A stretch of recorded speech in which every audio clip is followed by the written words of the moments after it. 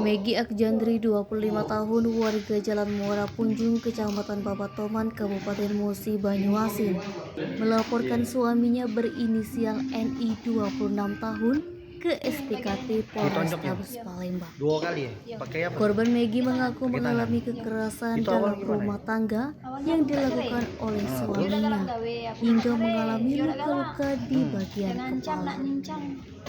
Aksi KDRT ini diketahui di rumahnya, Kenapa tepatnya di langsung kita Jalan minta cerai? Pipa, Lorong Karate, Kelurahan Sukadadi, Dalam Kecamatan kerja gitu. Sukarami, Palembang, Masukin kita pada di Sabtu 29 Juli 2023 pagi. dipukulin. Korban mengatakan kita minta awal cerai, dia kejadian nggak mau dia gitu. meminta suaminya untuk Terus dipukulnya bekerja di bagian kalau apa? tidak diceraikannya, 2 kali. dikarenakan Di mana butuh itu? biaya hidup dan menafkahi Di rumah kita. keluarga.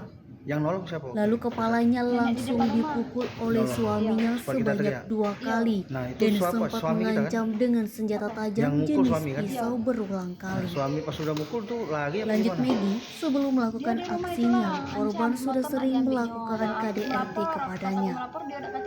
Megi berharap dengan laporan polisi, terlapor bisa tertangkap dan mempertanggungjawabkan perbuatannya.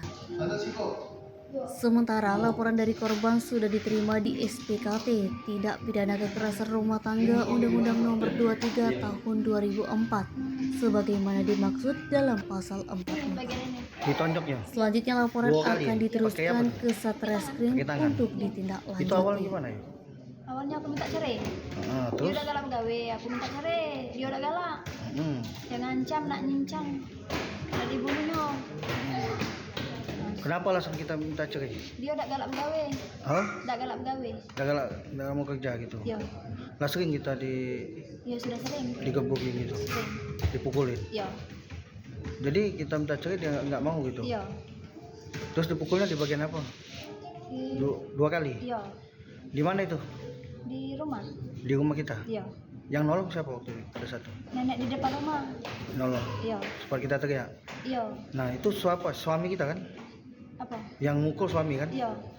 Nah suami pas sudah mukul tuh lari apa gimana? Dia di rumah itulah ancam motor nak diambilnya.